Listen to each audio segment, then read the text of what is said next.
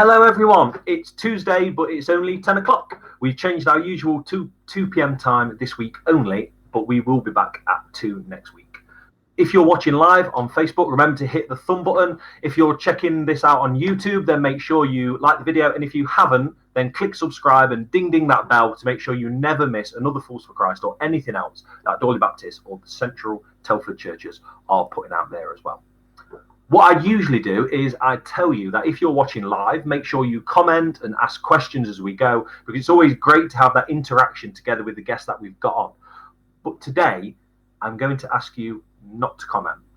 If you want to make comments afterwards, and if you're watching on YouTube as well, then yeah, please do, because comments are encouraged that way. But if you're watching live today, I want us to hear a voice speak. And that means we need to listen. We need to be quiet. We need to sit, and we just need to hear that voice. What we normally do is I take us through the week in some humorous videos, normally involving like funny dogs and kids, because that's like the totality of my life right now. But today's a little bit different because we want to hear the voice that matters. I want that voice to be the only one that we hear today. And that voice is most definitely not going to be mine. Today, I want to welcome on a very dear friend of mine. I've been stretched and pulled in my thinking more by this guy than anyone else in the last 2 years. And it's not always been nice. And often it's left me quite uneasy. And today, this conversation will be uncomfortable for lots of people watching. But it's by that uncomfort that we're forced to move. It's my absolute pleasure to welcome on today my great friend, Simon J. Simon, it's amazing to have you on. Hiya, Tom, and thanks for that introduction. I don't know really what I think about that. Well, we were chatting for over an hour yesterday, and I left the conversation feeling uneasy, feeling upset, feeling uncertain, feeling shaken. I'm sure it's just the reaction you want after people speak to you, mate, isn't it? But all those things in an extremely positive way. I mean, those things are in an extremely positive way. There's so much that I want to ask you, but I don't want to ask. Instead, I just want you to speak. So you did some work for The Guardian following the riots in Tottenham back in 2011, didn't you? Could you speak to us a little bit about that, Simon, and what you were doing? Yeah, okay. So obviously, when the riots kicked off in Tottenham, a large group was that were involved in those riots was from the black community. And that spread. It spread to different cities, and it spread to Birmingham. So my work was after the riots, was to go and have one-to-one conversations with the young people that were involved in actual rioting, and to try to get a little bit of understanding. Now, I want to say this in the context of what the church's response was within this as well. So shortly after I did the work, and I might tell you a bit about some of the stuff that the young people said, I was at a fundraising event for quite a large Christian youth charity. I won't tell you their name because I think that would be unfair on them. But the person was standing up there, and he was talking about when he was interviewed on a radio show after the riots, and he said the host said to me, he said, "Why are young people in this country rioting?" And he speaks like that. And I said to him, when the young people in this country were rioting, he said, we had over 10,000 young people with us who were worshipping God. And he was making the point that these Christian young people that we have in the country were not rioters, they were worshippers. And that if more young people were to come to Jesus and come to have a faith in Jesus, then the riots would stop, and because they'd all be worshipping.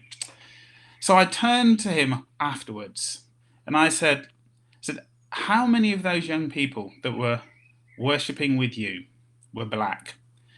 And to be fair, he was incredibly humble in his answer and very sad in his answer. And he said to me, he said, Simon, he said, you're right. He said, unfortunately, hardly any of these young people were black.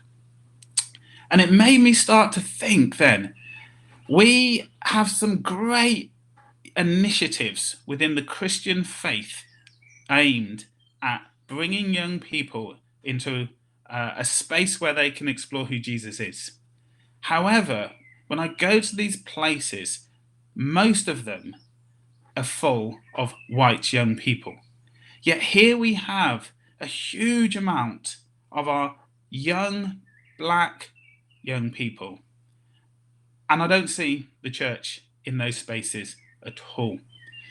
So there's something going on for me there. And that's what really got me sort of like involved in beginning to explore where is the church and where is Jesus in the lives of these black young people? And what is our response to the narrative that we're continually seeing on our streets of black young people getting involved in drugs, black young people involved in incidents of knife crime, the amount of black young people, and particularly, I have personal experience of both young people unfortunately getting killed and also going to prison. The disproportionate number of black young people that is happening, this is happening too. And how does the church understand what's going on there? And I believe that the church doesn't understand what is going on there. So that's the introduction. Do you want me to explore it a bit more? Yeah. So that'd be great. If you're happy to, that would be great if you could. Yeah, absolutely. Okay. So I guess I'll tell you another story then that's then related to my particular community. Again, I need to be careful because I don't want to. I don't want to be disingenuous to any group of people here, but back in 2000, we set a church plant up in this community that I now currently have started on my community project up the Haven Community Centre, and my family live here. So the church plant, it was one of those traditional church plants where you have the mother church and they say, right, we're going to get the local school building in this, what they would describe as a deprived community. And on a Sunday morning, we're going to turn the local school into a church. Now, what actually happened is that when the church was started, a huge amount of the young people and the young black people were intrigued by this, and they started to come. But when they would enter the building, they didn't behave properly. They didn't know how to perform in that space, or they didn't know why they should perform in a certain way in that space. So the church made a rule. The church said this. They said that you can only come to our service on a Sunday morning, providing that you bring an adult. And now these young people took this very badly. So during the church service, they'd climb on the roof, they'd chuck stuff at the window, they'd do all sorts of stuff. Okay, now I want to then comparison that to this person that we follow called Jesus. So when Jesus, and I think you get a lot of this in the book of Mark, when Jesus came and started his ministry, he understood what the civilized centers were, if you like, what the pure places were and the clean places were. So one of these places was the temple. Now, at the beginning of the book, the synagogue, and the temple and the synagogue. Now, at the beginning of the book of Mark, Jesus goes into the synagogue and he casts out an unclean spirit. And what is so odd about this is that unclean spirits shouldn't be in the synagogue, because synagogues are supposed to be pure spaces. The places where the unclean spirits and the demons live are outside, in the deserts, in the tombs, on the waters, in the hillsides. That was their understanding. So what Jesus did is he turned around the concept of where is clean, where is pure, and he then began a ministry that was in on the hillsides, in the deserts, on the waters, in the tombs.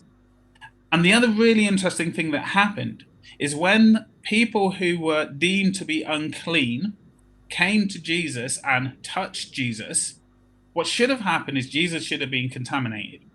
But what actually happened is the people that touched him were made clean. Thinking about the woman who touched Jesus who was bleeding.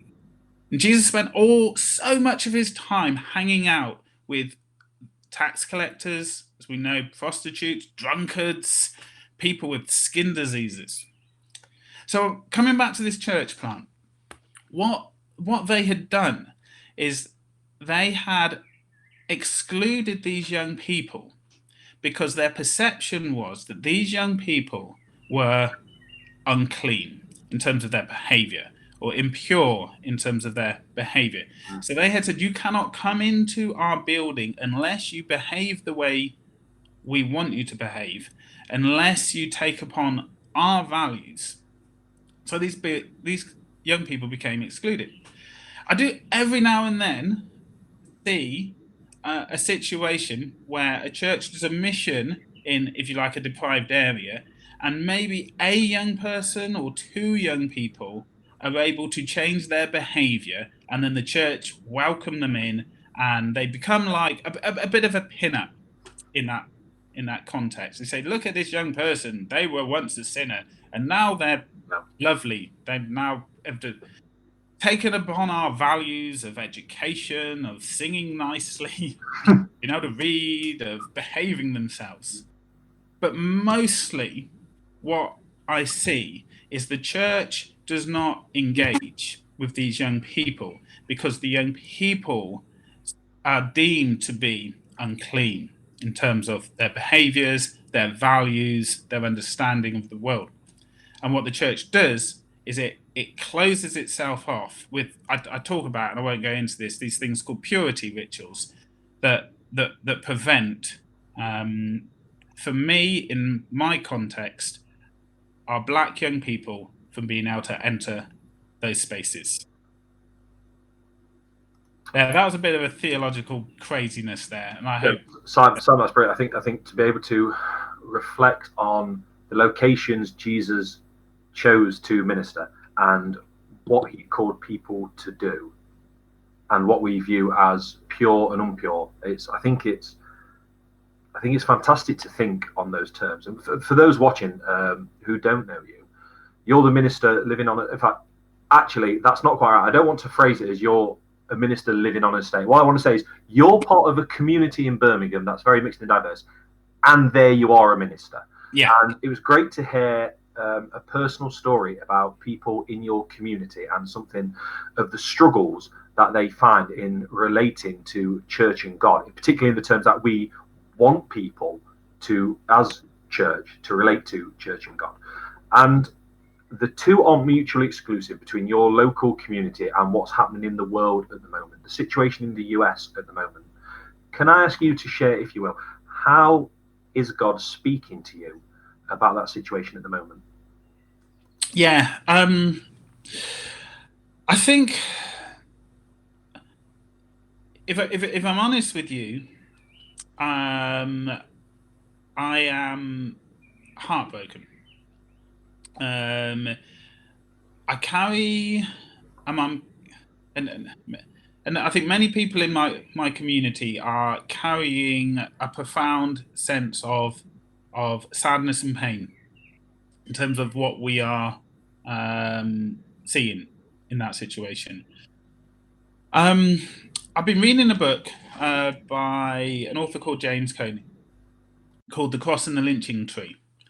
And he talks, he's a black theologian, and he talks very strongly about a Jesus that inhabits the lynching and the execution and the murder of black young people without trial, whether that be what was a common practice at the end of the 1900s, the 19th, 20th century, where black people would be taken out and lynched publicly without trial, or whether that would be what we are seeing today, where again, black people are being shot for running in areas that they shouldn't be running in, or they are being killed on the streets by police officers, again without trial. Mm. Now, what James Cone says is that the Jesus is there present within the cross, and that what the American system is doing is the American system in killing black people are crucifying Christ. So I've been thinking about that, and to tell you the truth, I did watch 8 minutes of the death of that black man that got kneeled on. And as I watched him through the eyes of watching Jesus being crucified. And I found that very, very, very powerful. I'm very sad. Yeah.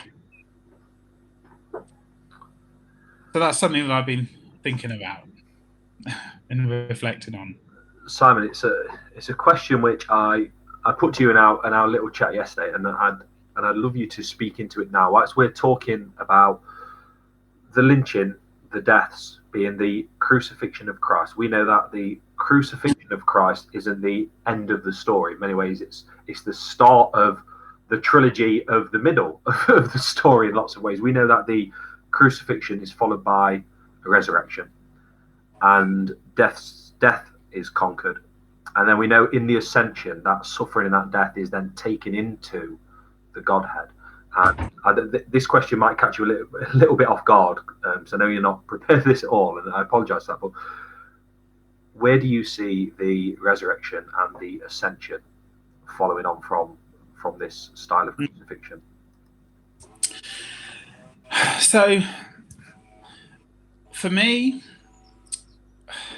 there is, even in these tragic images that we see, and even in the sense of abandonment that many, many of my young people feel by the state and the church and society, for me, that there is a hope. Exactly what you said, Tom, because it didn't stop at the crucifixion. That when Jesus was crucified, he rose again. And in that rising again, he overcame the powers of death. Now, there is an eschatological hope that all of our black people that are living under constant systematic racism have. And that is that one day Jesus is going to put things right. Blessed are those who mourn, for they will be comforted. There is going to be a day where that police officer is going to have to stand in front of that black person that he killed, and that police officer is going to have to give an account to himself. And I believe that the message that we have in the cross and the resurrection is that Jesus will reconcile all things back to himself. So the tragedy that we are seeing, it doesn't end here. Those people that were lynched, early on in the 1900s, end of the 1800s, it doesn't end there. They have not been forgotten. They will not stay silent, but there will come a day when they themselves and their experiences and their story will be resurrected, and reconciliation and hope will come out of that.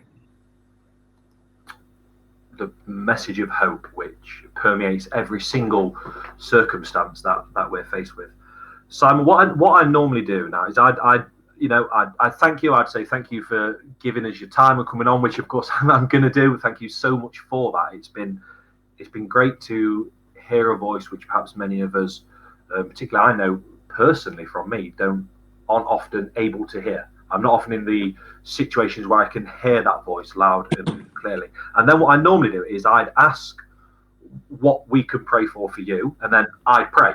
But I don't want to do that. I want you to tell us what we can pray for personally. But then I'd really like if you'd pray, if that's okay, rather than me doing the prayer. Is that okay? Yeah. Can I just finish off? I know it's been some big concepts in a very short time. I do want to just talk very briefly about some practical stuff. Yeah, brilliant. Yeah, that'd be churches. Fantastic, Simon. Thank you. If that's okay.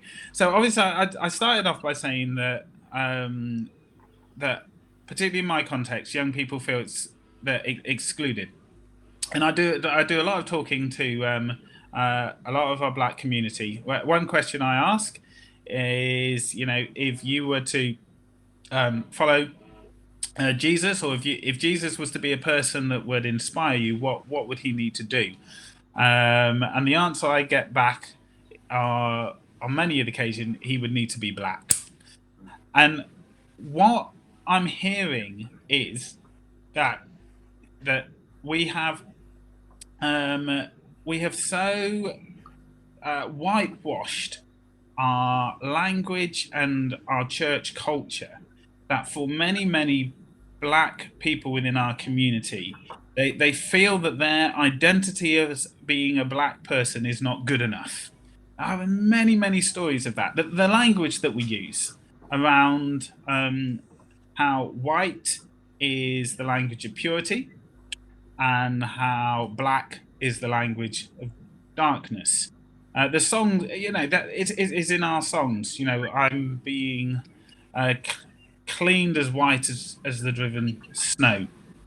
I think the images that we have, the amount of times that I see in churches images of a European Western white Jesus with blue eyes and stuff like that. Yeah.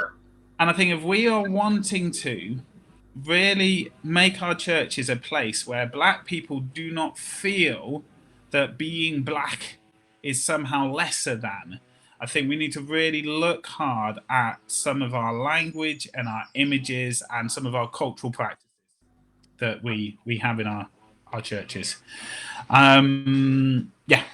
That's something, a good practical thing that we can do. And then finally, I'd say we need to leave our church buildings and we need to inhabit the space of the other. We need to become the guest in the space of the other, because so often, we ask this question: how do we get more Black people into our church?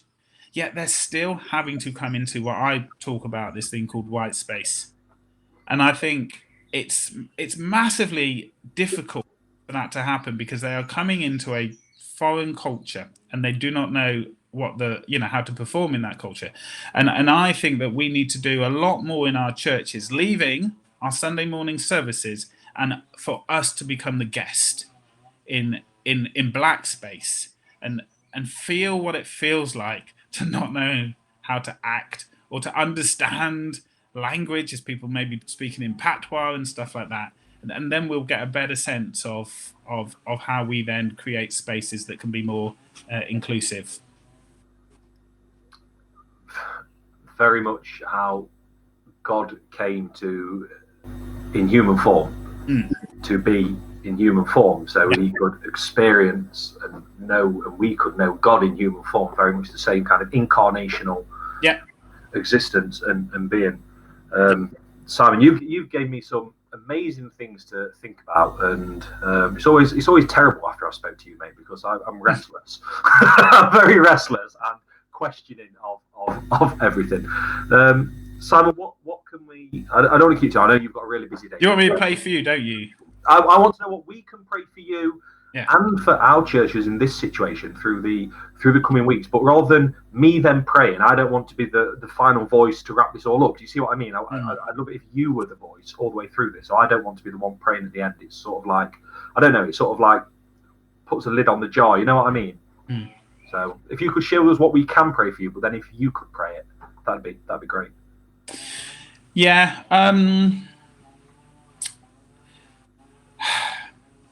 I think that I think it's about listening. I think that there is a voice from the Black community that is trying to speak. And I think that the church needs to be attentive to the voice. There is another voice that is out there that is coming through the media and other institutions that are distracting us. And that's the voice, if you turn on your telly, you're constantly seeing riots. I think about some of the stuff that I was doing with the Guardian newspaper. I'm reading the riots, and I think that there is a voice that is speaking. It's a white supremacy voice that, if we're not careful, the church will hook on and listen to that voice, and they will miss the voice of the Black person that is crying out, "Set my people free." And that would be my prayer, that the church hears the voice of the Black person and doesn't get distracted by a narrative that is getting chucked at us every single day. I think I was telling you yesterday that the majority of Black people are peacefully protesting and peacefully speaking out and peacefully writing this stuff down. That is what the Black people and Black communities are doing.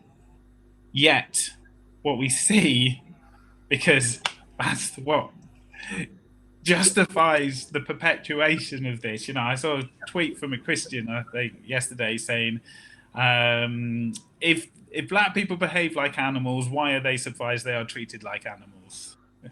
I know it's debates, but that Black people are not behaving like that. There is an element of violence that is going on, but the majority of Black people do not stand in that place. And I want that voice to be heard. What is it really saying? And then one other thing about the violence that again is interesting is that there is precedent for Jesus to lose his cool, if you like, and where incredible injustice was happening in the temple, he went over and he turned those tables and tore down and wrecked that place and said, "Not in my Father's house." I saw a cartoon painting this morning, actually, as I was scrolling through Instagram. Of half of it was a burning police car on an American street, a caricature kind of thing. Then the other half of it was a turned over money table with Jesus walking away. That was powerful. But hear the voice,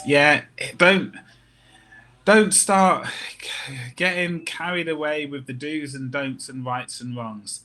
There is a deeper voice, a voice of the crucified Christ that is going on here.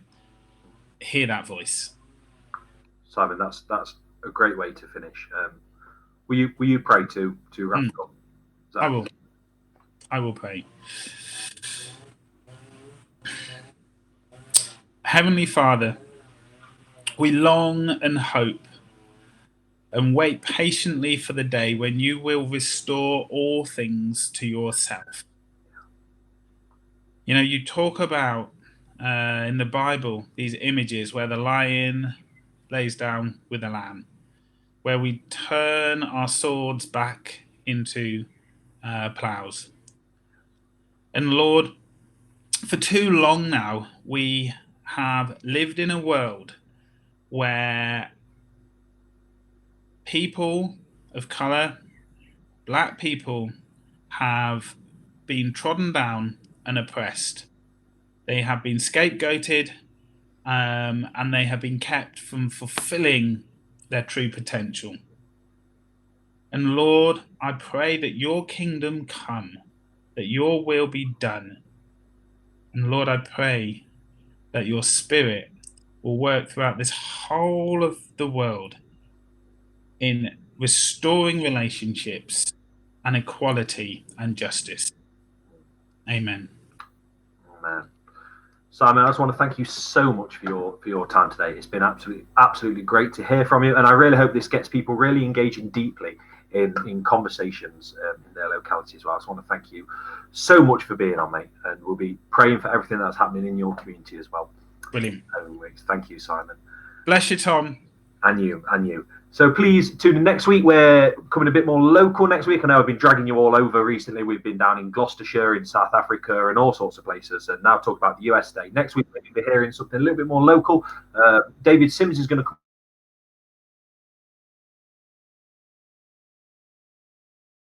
Major camera issues. David Sims will be my camera keeps breaking. David Sims is coming out and sharing with us what's happening in Wellington. So we'll be hearing about what God's doing locally in Wellington through All Saints Church at the moment.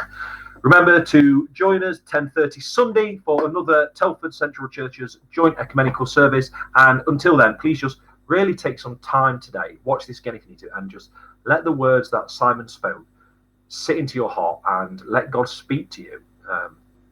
With an open heart and with open ears, and see what the Lord is saying. Until then, God bless you, and I hope you have a fantastic week.